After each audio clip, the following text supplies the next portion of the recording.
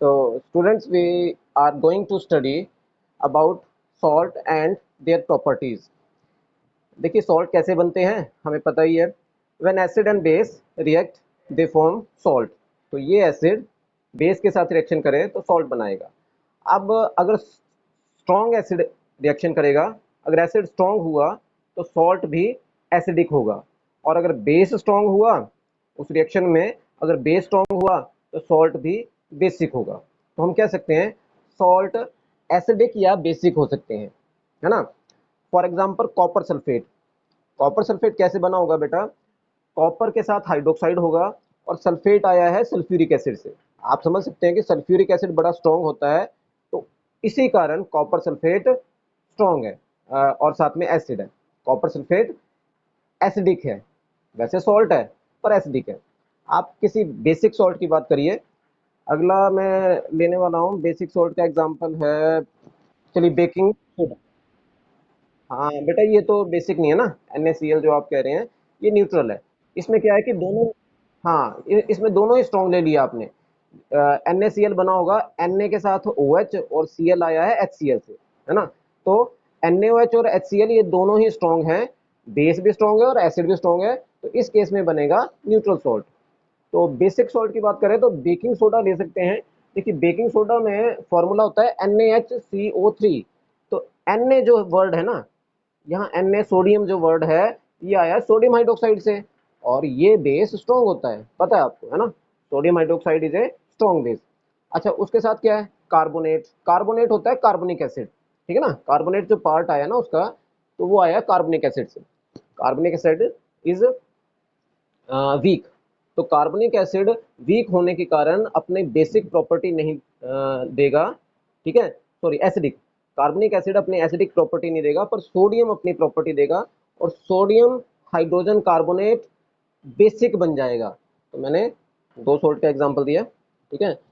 एक acidic salt था copper sulphate और दूसरा बेसिक सॉल्ट था। तो ऐसे ही कुछ और सॉल्ट्स की बात करेंगे और उनकी प्रॉपर्टीज भी पढ़ेंगे, उनकी प्रिपरेशन कैसे होती है ये भी हम पढ़ेंगे। बेटा ये देखिए कॉमन सॉल्ट, जो कि अभी बात हुई न्यूट्रल सॉल्ट होता है। इस न्यूट्रल सॉल्ट से कुछ दूसरे सॉल्ट बनाए जा सकते हैं। इट इज़ वेरी इंपॉर्टेंट कि ये salt different different different chemicals को बनाने में हेल्प करता है। अब ये सॉल्ट बना कैसे? वैसे हमें नेचुरली ये लैब में बनाने की जरूरत नहीं होती है, नेचुरली मिलता है। ओशन के पानी में ये होता है। ओशन के पानी को हम इकट्ठा कर लेते हैं, ठीक है, किनारे पे, और बड़े बड़े फील्ड्स में इकट्ठा करने के बाद इवेपोरेशन से वो NaCl इवेपोरेट होने के बाद, पानी तो इवेपोरेट होता है और NaCl पीछे रह जाता है। अब उसकी क्रिस्टलाइजेशन और प्योरिफिकेशन करते हैं और वो हमारे खाने लायक बन जाता है, उसको कहते हैं कॉमन सॉल्ट। अब इस कॉमन सॉल्ट में जो मतलब पार्ट्स हैं वो क्या क्या हैं? देखिए Na है और Cl है, इसको ध्यान में रखना। अब इस Na और Cl को पानी में दोबारा से डालकर आयोनाइज कर सकते हैं, और उससे जो सोल्यूशन बनता है, ब्राइन सोल्यूशन बनाते हैं। उससे फिर क्या क्या बना सकते हैं? देखिए वॉशिंग सोडा बन सकता है, बेकिंग सोडा बन सकता है, या फिर सोडियम हाइड्रोक्साइड जिसको हम कास्टिक सोडा कहते हैं। तो कास्टिक सोडा, वॉशिंग सोडा, जिसका फॉर्मूला है सोडियम कार्बोनेट, और सोडियम बाइकार्बोनेट, ठीक है, इसको कहते हैं बेकिंग सोडा। तो ये सब आप बना सकते हैं। अभी और भी कुछ सॉल्ट लेने वाले हैं, पर पहले हम इन सॉल्ट पे फोकस करते हैं। सबसे पहले ये ले रहे हैं कास्टिक सोडा। बेटा कास्टिक सोडा का फॉर्मूला है सोडियम हाइड्रोक्साइड। बिल्कुल सही, NaOH।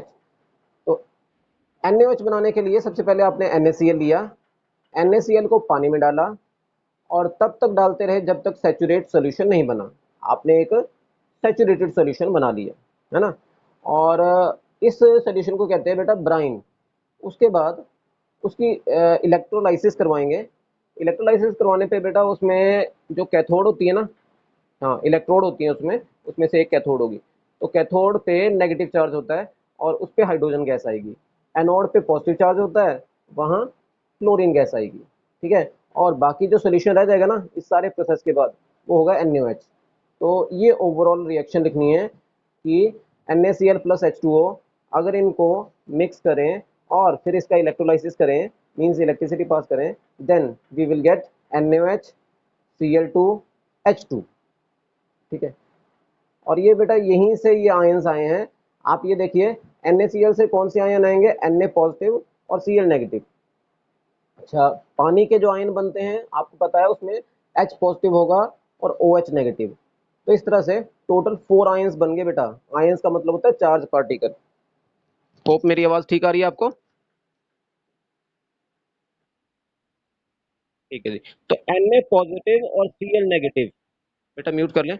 Na पॉजिटिव और Cl नेगेटिव ये दो आयन यहाँ से निकले और पानी से H पॉजिटिव और OH नेगेटिव।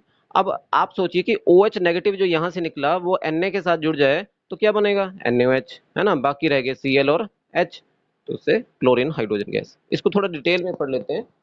ये caustic soda is formed by electrolysis of brine solution. Brine solution की बात होगी अभी कि अगर आप नमक को पानी में डाल दें और उसका काफ़ी गाढ़ा सॉल्यूशन बना लोगे ना, तो वही ब्राइन होता है। तो ब्राइन सॉल्यूशन बनाने के बाद उसका इलेक्ट्रिसिटी पास करके इलेक्ट्रोलाइसिस करवाएंगे। तो बेटा इसमें टोटल 3 प्रोडक्ट बनते हैं। तीनों प्रोडक्ट कैसे बनेंगे उसको समझेंगे। कास्टिक सोडा भी बनाना है, क्लोरीन गैस बनानी है, हाइड्रोजन गैस बनानी है। ये तीनों ही चीजें हमारे लिए बहुत उपयोगी हैं, ठीक है। They are very important for our life. अब कैसे बनाना है उसको देखिए। ब्राइन सॉल्यूशन लिया और ये इस तरह से इलेक्ट्रिसिटी पास करते हैं। 2 इलेक्ट्रोड्स हैं, एक को पॉजिटिव से जोड़ा, ठीक है, बैटरी के पॉजिटिव से जोड़ा, और एक को सेल या बैटरी के नेगेटिव से जोड़ दिया। तो बेटा इससे ये इलेक्ट्रोड्स बन गए। ये C का मतलब है कार्बन, है। कार्बन की रोड्स लेनी है और कार्बन रोड्स को जब आप बैटरी से जोड़ देंगे तो जो part positive of the battery से जुड़ा है उस पे कौन सा चार्ज आया, पॉजिटिव, ठीक है। और वो क्या होगी, एनोड, है। इस कार्बन रोड का नाम होगा एनोड, और ये जो इस साइड है ना नेगेटिव वाली, इसका नाम होगा कैथोड। हमने आयोनाइजेशन के बारे में बताया। When we add salt in water then ionisation take place, ठीक है ना। पानी में जब भी सॉल्ट डिजोल्व होता है वो आयोनाइज होना स्टार्ट हो जाएगा, है। तो क्या क्या बनेंगे, H पॉजिटिव आयन और OH नेगेटिव आयन। ऐसे NaCl से क्या बनेगा, Na पॉजिटिव और Cl नेगेटिव। अब आप फोकस करना इन आयंस पे। मोस्टली सबसे ज़्यादा H पॉजिटिव और Cl नेगेटिव पे, ठीक है। इन आयंस की मूवमेंट ज़्यादा होती है। देखिए मास के अनुसार भी आप देखें, हाइड्रोजन का मास, ठीक है, कम है, और क्लोरीन का मास वैसे सोडियम से तो ज़्यादा है। पर एलिमेंटल स्टेज पे अगर नेगेटिव पार्टिकल देखें तो ये एलिमेंट है, और ये जो OH नेगेटिव है ना, ये प्योर एलिमेंट नहीं है, ठीक है ना। तो जब इलेक्ट्रोलाइसिस होगा तो इलेक्ट्रोड्स की तरफ कौन मूव करेगा, या तो H पॉजिटिव या Cl नेगेटिव, ध्यान रखना, है ना। हाँ, तो नेगेटिव इलेक्ट्रोड की तरफ क्या जाएगा, ये Cl नेगेटिव। और पॉजिटिव इलेक्ट्रोड, सॉरी सॉरी, गलत बोल गया मैं। हाँ, हाँ जी, हाँ जी। ये जो Cl नेगेटिव है ये पॉजिटिव इलेक्ट्रोड की तरफ जाएगा। पॉजिटिव इलेक्ट्रोड मीन एनोड, और जो H पॉजिटिव है वो नेगेटिव इलेक्ट्रोड पे जाएगा, ठीक है। और नेगेटिव इलेक्ट्रोड का मतलब होता है कैथोड। तो कैथोड पे H पॉजिटिव आयंस आएंगे और Cl नेगेटिव जाएंगे एनोड पे, और बाकी जो सोल्यूशन में रह जाएगा ये Na पॉजिटिव और OH नेगेटिव। तो ये आपस में कंबाइन होके कास्टिक सोडा बनाएंगे। सो ये फर्स्ट स्टेप है रिएक्शन का। फर्स्ट स्टेप में क्या होता है, जो सॉल्यूशन के अंदर Cl नेगेटिव आयन थे they will move towards here, है ना, positive electrode, and what they will do there, यहां आने के बाद Cl नेगेटिव क्या करेगा, अपने इलेक्ट्रॉन छोड़ देगा। तो 2 Cl नेगेटिव 2 इलेक्ट्रॉन छोड़ेंगे और क्लोरीन गैस में कन्वर्ट हो जाएंगे। तो यही किया इन्होंने। क्लोरीन यहाँ आए, अपने इलेक्ट्रॉन्स इसको दे दिए, क्योंकि इस पूरी इलेक्ट्रोड पे पॉजिटिव चार्ज है तो वो खींचेगा ना इलेक्ट्रॉन्स को, तो उसने क्लोरीन के इलेक्ट्रॉन्स को खींच लिया। अब क्या हुआ, अब ये न्यूट्रल क्लोरीन एटम बन गए हैं। ये न्यूट्रल क्लोरीन एटम आपस में जुड़े और Cl2 गैस बनाएंगे, है ना। तो ये एनोड पे क्लोरीन गैस बन जाएगी। आप बेटा इस क्लोरीन गैस को इकट्ठा कर सकते हैं तो आपने क्या करना है, टेस्ट ट्यूब में इस क्लोरीन गैस को इकट्ठा कर लेना है जैसे कि यहाँ दिखाया है। फिर बाद में इसका यूज़ करेंगे। क्लोरीन का यूज़ कर सकते हैं पानी में से पास करके उसको डिसइंफेक्टेंट की फॉर्म में यूज़ कर सकते हैं बेटा। क्लोरीन टैबलेट्स के बारे में सुना होगा आपने, तो उनमें क्लोरीन गैस की रिएक्शन से ही वो तैयार की जाती हैं। अच्छा, फिर अब चलिए दूसरी इलेक्ट्रोड पे आते हैं। दूसरे जो नेगेटिव इलेक्ट्रोड है उसकी बात कर रहे हैं। तो इस इलेक्ट्रोड पे बेटा नेगेटिव चार्ज है, ये हाइड्रोजन पॉजिटिव आयन को खींचेगा, है ना। और अब हाइड्रोजन पॉजिटिव जो है ना, उसमें एक इलेक्ट्रॉन कम है, तो ये क्या करेगा, एच पॉजिटिव इलेक्ट्रॉन मांगेगा, किससे, इस इलेक्ट्रोड से, क्योंकि इस इलेक्ट्रोड पे लॉट ऑफ इलेक्ट्रॉन्स हैं, क्योंकि नेगेटिव इलेक्ट्रोड है ना, इसके पास तो बहुत सारे इलेक्ट्रॉन हैं। तो ये इससे इलेक्ट्रॉन मांगेगा और एच पॉजिटिव कन्वर्ट हो जाएगा एच में, ठीक है। तो कैथोड पे हाइड्रोजन एटम्स बनेंगे और फाइनली वो मॉलिक्यूल में कन्वर्ट होंगे, तो हाइड्रोजन मॉलिक्यूल बनते हैं कैथोड पे। तो बेटा ये ओवरऑल रिएक्शन मैंने लिखी कि हाइड्रोजन गैस, क्लोरीन गैस, ठीक है। ये रिएक्शन बाद में समझते हैं। अगर आपसे पूछा जाए कि इलेक्ट्रोलाइसिस ऑफ ब्राइन सॉल्यूशन से जो प्रोडक्ट बनते हैं वो क्या क्या हैं, तो आप सबसे पहले उन्हीं के बारे में बताएंगे कि हाइड्रोजन गैस बनती है, ठीक है, क्लोरीन गैस बनती है, और सोडियम हाइड्रोक्साइड, कास्टिक सोडा, ये 3 प्रोडक्ट इसमें बनते हैं। और केमिकल इक्वेशन लिखनी है उसकी कि इलेक्ट्रोलाइसिस कैसे हुआ, तो आप लिखेंगे NaCl प्लस H2O। इसको बैलेंस करने के लिए 2 बाद में लिखना है, पहले आप लिखेंगे NaCl प्लस H2O, ठीक है। ये दोनों ही जैसे NaCl के साथ लिखा है एक्वस, मतलब ये एक्वस स्टेट में है, पानी में डिजोल्व किया है, और पानी तो लिक्विड है, तो इसके साथ L लिखा है, ठीक है। तो जब इलेक्ट्रोलाइसिस हुआ तो क्या हुआ, Cl के नेगेटिव आयन से क्लोरीन गैस बनी, पानी में से H पॉजिटिव आयन आए, उससे हाइड्रोजन गैस बनी, तो साथ में गैस लिख दो, और लास्ट में जो बच गया Na और OH वो लिखना है।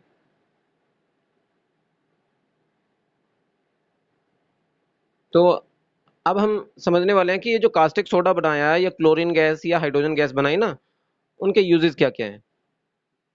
तो कास्टिक सोडे के, जिसको सोडियम हाइड्रोक्साइड कहते हैं, उसके यूजेस में बेटा ये 3 यहाँ पे मेंशन किए हैं, इसके अलावा भी कुछ और हैं, आप पढ़ेंगे अपनी बुक से, एनसीईआरटी में भी दिए हैं इसके यूजेस।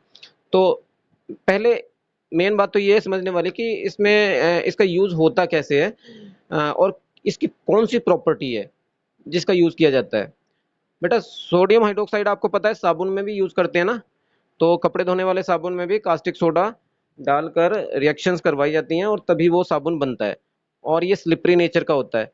तो अब साबुन की प्रॉपर्टी क्या होती है, कोई दाग धब्बे को हटाना, है ना, तो वैसे कलरिंग सब्सटेंस जो जो होती है ना, उनको ये हटाएगा कास्टिक सोडा। तो अगर आप पेपर के बारे में सोचें तो ये कहाँ से आता है, वुड इंडस्ट्री, ठीक है। वुड में जो ब्राउन कलर होता है ना, तो ब्राउन कलर को हटाने के लिए आप क्या करेंगे, कास्टिक सोडा उसमें डालेंगे, तो वुड का जो ब्राउन कलर है वो डिसअपियर हो जाएगा और पेपर बनेंगे, ठीक है ना। तो इस तरह से पेपर में वाइटनेस लाने के लिए, या टेक्सटाइल, उसमें सॉरी कपड़े, हाँ, टेक्सटाइल जो इंडस्ट्रीज होती हैं या कपड़े हैं, उनमें भी कहीं ना कहीं कुछ डाइज या कुछ ऐसे केमिकल होते हैं जिससे प्योर वाइट कलर नहीं आता उन पे, ठीक है। या फिर कोई दूसरा कलर लाने से पहले उसको कास्टिक सोडा से रिएक्ट करवाएंगे, ऐसे कास्टिक सोडा से सोप बना सकते हैं। कास्टिक सोडे का हम यूज अपने घरों में भी करते हैं। कई बार क्या होता है कि ये ड्रेनेज सिस्टम है बेटा, जो वॉश बेसिन होते हैं उनसे पानी जो निकलता है ना, तो नीचे पाइप लगी होगी, उस पाइप में कई बार गंदगी इकट्ठी हो जाती है, ठीक है। अब उस गंदगी होती है ना ड्रेनेज पाइप में, उसको हटाने के लिए आप सोडियम हाइड्रोक्साइड डालकर उसको हटा सकते हैं और उससे साफ कर सकते हैं। इसको कास्टिक सोडे की रिएक्शन बताते हैं, उस रिएक्शन से ही आप ये गंदगी साफ कर लेंगे।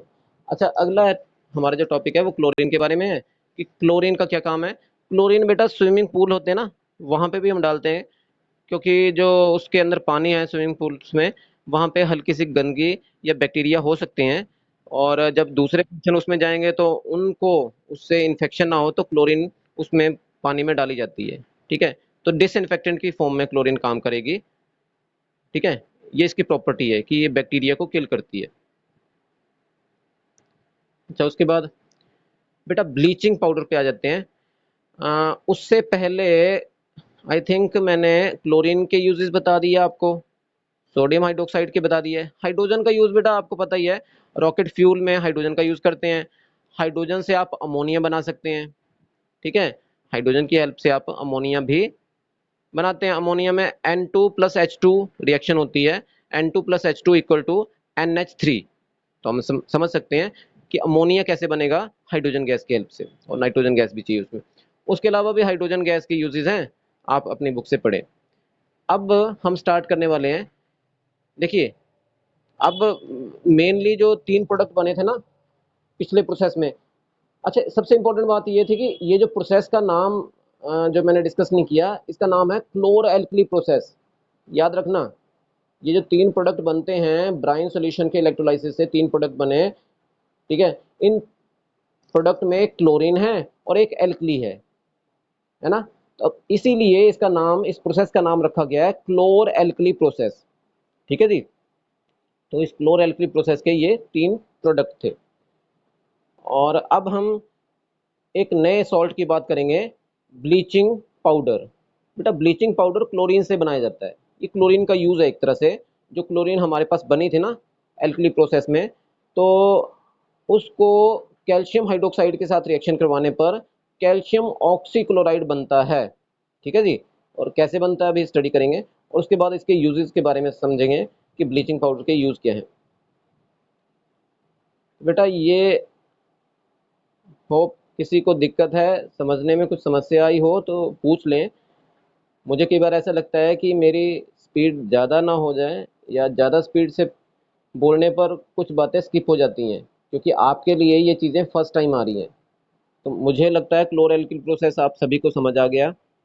और अब मैं ब्लीचिंग पाउडर के बारे में बता रहा हूँ। ब्लीचिंग पाउडर बेटा कैल्शियम ऑक्सीक्लोराइड ये होता है। इसको बनाने के लिए क्लोरीन गैस लेंगे, क्लोरीन गैस को स्लेक लाइम में से पास करेंगे। बेटा ये स्लेक लाइम है, जिसको हिंदी में बुझा हुआ चूना कहते हैं। एक्चुअली ये बनता कैसे है, जो नॉर्मल चूना होता है ना, उसको पानी में डाल देते हैं तो बुझा हुआ चूना बन जाएगा ऐसे, ठीक है। तो नॉर्मल, हाँ बेटा, कैल्शियम कार्बोनेट होता है ना, उसका फॉर्मूला है CaCO3। हालांकि उसमें कार्बोनेट होता है। उस पत्थर को जब हीट करते हैं, बहुत ज़्यादा स्ट्रांगली हीट किया जाता है ना, तो उसमें से कार्बन डाइऑक्साइड निकल जाती है, और बाकी जो रह जाता है वो क्विकलाइम होगा, कैल्शियम ऑक्साइड। उस कैल्शियम ऑक्साइड को पानी में डालेंगे तो ये बन जाएगा बुझा हुआ चूना, ठीक है, जिसको स्लेक लाइम बोलेंगे। तो बेटा ये जो स्लेक लाइम है, इसको ड्राई स्टेट में लेना है। मीन्स पानी तो ऐड किया आपने क्विक लाइम में, पर इस तरह से ऐड किया कि वो सॉलिड और ड्राई स्टेट में कन्वर्ट हो जाए, नॉर्मल टेम्परेचर पे सूख जाए। तो वो ड्राई स्टेट में जो आपने लिया स्लेक लाइम, उसमें क्लोरीन उसके ऊपर से पास करनी है। तो जब उसमें से क्लोरीन पास करेंगे ना, तो क्या होगा, ये रिएक्शन होने के बाद ये बन जाएगा। मीन्स क्लोरीन इसमें से पानी के मॉलिक्यूल को हटाएगी, इसमें से H2O हट जाएगा, ऐसे लिख देंगे H2O evaporates, and rest of the salt will be calcium oxychloride, ठीक है। So this salt is produced by the action of chlorine on dry slack lime, इसको ध्यान रखना। तो ये ब्लीचिंग पाउडर बना। अब इसके यूजेस क्या हैं, it is used as disinfectant for water. आपको पता है पानी में इम्प्योरिटीज होती हैं, जर्म्स भी होते हैं। उन जर्म्स को किल करने के लिए, इम्प्योरिटी पे तो इफेक्टिव नहीं है ये, पर जर्म्स को किल करने के लिए ये हेल्प करेगा, क्योंकि इसके अंदर क्लोरीन होती है ना बेटा, वो किल करेगी जर्म्स को। उसके अलावा ऑक्सीजन होती है इसके अंदर, ये ऑक्सीडाइज करेगा, ठीक है। तो हमारे इंडस्ट्रीज़ में कई ऐसे रिएक्शंस होते हैं जिसमें ऑक्सीडाइज करने के लिए ऑक्सीजन चाहिए, तो वो ये दे सकता है। और इसका एक और काम है, ऑक्सीजन जब देगा या ये जब दूसरे को ऑक्सीडाइज करेगा, तो जैसे कपड़ों में कई डाइज होती है ना, कलर्स, तो उन कलर्स को भी हटा सकता है। तो ब्लीचिंग पाउडर का यही काम है। मान लो कोई कलर्ड कपड़ा है, या कपड़े पे कोई कलर आ गया, और आप चाहते हैं कि वो वाइट था पहले से और दोबारा से वाइट हो जाए, तो लॉन्ड्रीज और जो ड्राई क्लीनर्स होते हैं ना, तो वो कपड़ों को साफ करने के लिए हल्का सा ब्लीचिंग पाउडर डालते हैं, ताकि उनमें कोई कलर अगर है, वाइट कपड़ों को साफ करने के लिए, तो वाइट कपड़े में अगर कहीं डाई या कोई कलर रह जाता है ना, तो उसको प्योरली पूरी तरह से हटा के पूरा प्योर वाइट बना देगा। तो ब्लीचिंग का ये भी काम है कि डाइज को कपड़े में से हटाना। उसके अलावा कॉटन को ब्लीच करना है। आपको पता है कॉटन पूरी तरह से प्योर वाइट होनी चाहिए, और अगर नहीं है तो उसको ब्लीच करेंगे। लिनन इंडस्ट्री, ये भी कपड़ा है एक, वहाँ पे यूज़ करते हैं। क्लोरोफॉर्म बनाने में, आपको पता है क्लोरोफॉर्म क्या होता है बेटा? इसका फॉर्मूला है CHCl3, कार्बन, हाइड्रोजन और क्लोरीन, इनसे मिलके बना है। तो CHCl3, पर ये बनता कैसे है? मीथेन CH4 प्लस Cl2, है ना, और सनलाइट की प्रेजेंस में रिएक्शन करवाते हैं। तो आप समझ सकते हैं क्लोरीन का ये भी एक यूज है कि क्लोरीन को मीथेन के साथ रिएक्ट करवाएंगे तो बनेगा क्लोरोफॉर्म। और ये मोस्टली इसको सुंघा के बेहोश करते हैं, और ऑपरेशन, हाँ, ऑपरेशन वगैरह किया जाता है हॉस्पिटल्स में। तो क्लोरोफॉर्म का ये यूज है। तो बेटा अब अगले सॉल्ट पे आते हैं। ये सॉल्ट है बेकिंग सोडा। बेकिंग सोडा बना कैसे, पहले ये समझेंगे। ऑलमोस्ट पहले वाला प्रोसेस याद करना, ब्राइन सॉल्यूशन, हालांकि वही प्रोसेस है, पर इसमें से दो गैसेस पास करनी है, इलेक्ट्रोलाइसिस नहीं करना, याद रखना। अगर ब्राइन सॉल्यूशन का इलेक्ट्रोलाइसिस करेंगे तब कास्टिक सोडा, क्लोरीन वगैरह बनेगी, क्लोर एल्कली प्रोसेस होगा। ये बेटा क्लोर एल्कली प्रोसेस नहीं है। यहाँ से मैं जो स्टार्ट कर रहा हूँ ना अभी, इस स्टेप से लेकर जब तक वॉशिंग सोडा नहीं बन जाता है, ये सारा प्रोसेस स्टेप बाय स्टेप जो होता है, लास्ट में वॉशिंग सोडा बनता है। पता होना चाहिए आपको कि पहले बेकिंग सोडा बनाएंगे, उसके बाद वॉशिंग सोडा। तो ये सारा जो प्रोसेस होता है ये सॉल्वे प्रोसेस कहलाता है। ठीक है जी। तो हम सॉल्वे प्रोसेस को स्टडी करने वाले हैं, और वही स्टडी कर रहे हैं इस समय।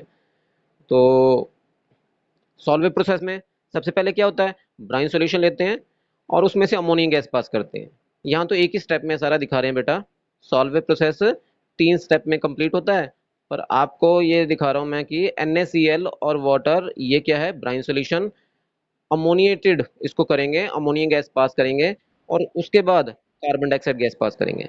ठीक है, तो दो गैसें इसमें से पास करें तो क्या बन जाता है, कार्बोनेट बनना है। हमें जो रिक्वायर्ड है ना, उसका फॉर्मूला याद रखा करो।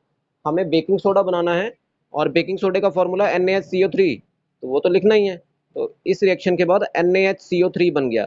अब देखिए क्या क्या बच गया जो हमने नहीं लिखा। एक तो अमोनिया, तो अमोनियम का, और क्लोरीन के लिए कुछ नहीं लिखा था इस साइड, उसका क्लोराइड बन जाएगा। तो अमोनियम क्लोराइड बन जाएगा, और बेकिंग सोडा NaHCO3। अब बेटा ये बेकिंग सोडा हम खाने में यूज़ करते हैं। खाने की जो चीज़ें हैं, जैसे मान लो रोटी है, ब्रेड है, तो उसको थोड़ा सॉफ्ट बनाने के लिए या जल्दी पकाने के लिए आप इसका यूज़ करते हैं। और ये कैसे पॉसिबल है, यहाँ ये कार्बोनेट जो है ना इसका, बेकिंग सोडे का, ये कार्बन डाइऑक्साइड छोड़ता है। जब आप इसको हीट करते हैं तो ये कार्बन डाइऑक्साइड छोड़ता है। ये carbon dioxide gas food items को फ्लफी और सॉफ्ट बनाएगी, और उसको पकाना भी आसान हो जाएगा। इसीलिए इसको बेकिंग का नाम दिया गया। बेक होता है पकाना, पकाने वाला सोडा है ये, है। पर ध्यान रखना, बेकिंग सोडे में हल्की सी बिटरनेस आती है बेटा, कड़वाहट, क्योंकि बेसिक है ये सॉल्ट। ये सॉल्ट कौन सा है, बेसिक। इस बेसिक सॉल्ट की बिटरनेस को हटाने के लिए टार्टरिक एसिड, थोड़े से अमाउंट में, बहुत कम मात्रा में टार्टरिक एसिड ऐड करते हैं। टार्टरिक एसिड का फॉर्मूला है C4H6O6, है। हाँ, तो टार्टरिक एसिड ऐड करने से क्या होता है, बेस जो है ना वो न्यूट्रलाइज हो जाएगा। तो आप याद करें कि बेकिंग पाउडर हम खाने में यूज करेंगे, ना कि बेकिंग सोडा, है। और अगर बेकिंग सोडा यूज करेंगे तो थोड़ी सी बिटरनेस रह जाती है उस खाने के आइटम में। तो ये रिएक्शन है बेटा, बेकिंग सोडे को हीट करने पर सोडा ऐश बनेगी। वैसे सॉल्वे प्रोसेस का ये एक पार्ट है, पर हम इसका एप्लीकेशन भी देख रहे हैं साथ के साथ। तो आपको याद करना है कि जो पिछले स्टेप में बेकिंग सोडा बना था, उससे क्या बनेगा, sodium carbonate plus water plus carbon dioxide. तो आटे में जब आप ये बेकिंग सोडा डालकर इसको हीट करेंगे, तो हीट करने पर ये सब तो बनना ही है, और CO2 गैस क्या करेगी, उसको फ्लफी और सॉफ्ट बना देगी, क्योंकि CO2 गैस हीट करने पर बीच में से निकल जाएगी। और उससे पहले जो बबल्स बनी थी ना CO2 गैस की, आटे के अंदर बबल्स बनेंगी, डफ के अंदर, वो बबल्स क्या करेंगे, उसको सॉफ्ट और राइज करने में हेल्प करेंगी। इस तरह से वो पका देगी ब्रेड को, और उसको फ्लफी बनाएगी। और टार्टिक एसिड क्या करेगा, बिटरनेस को हटाएगा। बिटरनेस इसके कारण होती है, सोडा ऐश कहते हैं बेटा इसको, Na2CO3, it is soda ash. अब इस सोडा ऐश को बेटा पानी के साथ रिएक्शन करवा दें तो क्या बन जाएगा, वॉशिंग सोडा। अब पानी के साथ कैसे रिएक्शन करवानी, आपके पास जो सोडियम कार्बोनेट आया, आप उसको पानी में डालें और सैचुरेट सॉल्यूशन बना लें और तब तक हीट करते रहें जब तक और ज़्यादा सॉल्ट इसमें डिज़ोल्व ना हो जाए। अब बाद में एक टाइम ऐसा भी आएगा कि सॉल्ट डिज़ोल्व होना बंद हो जाएगा। कौन सा सॉल्ट है ये? सोडा ऐश, जो पिछले स्टेप में बना। ठीक है, बेकिंग सोडा वाला पार्ट तो पहले स्टेप में खत्म हो गया था। ये स्टेप बाय स्टेप आगे चल रहे हैं बेटा कि हमें वॉशिंग सोडा बनाना था। तो वॉशिंग सोडे का लास्ट स्टेप क्या है? आपने पानी में डाल दिया उसको, क्रिस्टलाइज किया, क्रिस्टलाइजेशन प्रोसेस से ये बन गया, क्रिस्टल्स बन गए। और ये जो वॉशिंग सोडे के क्रिस्टल्स हैं, इनका यूज़ करते हैं हम, आपको पता है, वॉश करने के लिए, है ना? कपड़े साफ करने के लिए वॉशिंग सोडा यूज़ करेंगे। पानी में थोड़ी बहुत हार्डनेस होती है। अब पानी की हार्डनेस का ये मतलब नहीं है कि पानी हार्ड बन जाता है। नॉर्मली जो ओशन का पानी होता है या जो हमारे घरों में पानी आता है, उसमें थोड़ी इम्प्योरिटीज़ होती हैं, तो इसलिए खारा पानी भी कहते हैं। ओशन का पानी तो बहुत ज़्यादा खारा होता है और वैसे नॉर्मल पानी, उसमें थोड़ी हार्डनेस होती है। तो उसमें सॉफ्टनेस लाने के लिए या उसकी हार्डनेस को, पानी के हार्डनेस को हटाने के लिए क्या करेंगे? वॉशिंग सोडा डालेंगे। तो उससे क्या होगा? इम्प्योरिटीज नीचे बैठ जाएंगी इसके साथ रिएक्शन करके। किसके साथ? इस वॉशिंग सोडे से रिएक्शन करके इम्प्योरिटीज नीचे बैठ जाएंगे। ठीक है, तो इससे फिर पानी कपड़े धोने लायक बन जाएगा। हाँ जी।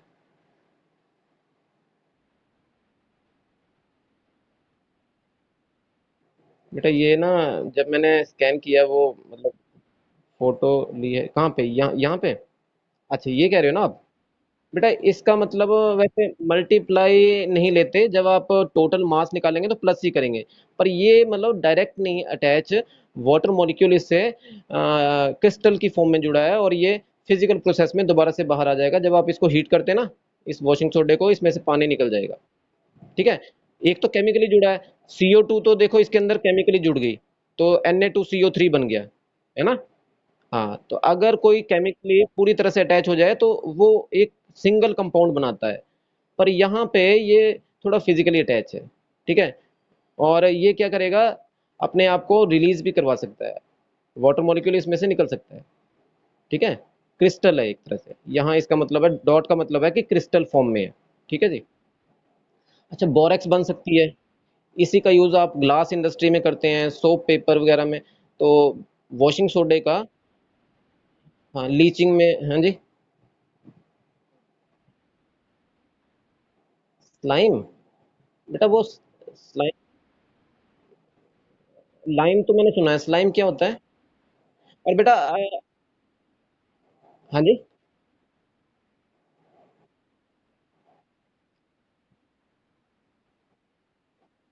अच्छा। अच्छा, अभी ना ये वीडियो ऑफ होने वाली है क्योंकि एंड ऑफ द मीटिंग होने वाली है, तो आप दोबारा से ज्वाइन करेंगे 10 मिनट के लिए। ठीक है, वैसे मेरा टॉपिक कंप्लीट हो गया। तो देखो, रिमूविंग हार्डनेस ऑफ वाटर इस सब में यूज करेंगे, क्लीनिंग एज एंटी यूज करेंगे। तो हम समझ सकते हैं कि सॉल्ट के यूजेस क्या क्या थे। NaOH बनाया, ठीक है, मीन्स कास्टिक सोडा बनाया, ब्लीचिंग पाउडर बनाया जिसका फॉर्मूला ये है, ठीक है, बेकिंग सोडा बनाया, फॉर्मूला आपके सामने है, वॉशिंग सोडा बनाया। तो all these are uses of NaCl। बेटा उसके बाद हमारे ये क्वेश्चन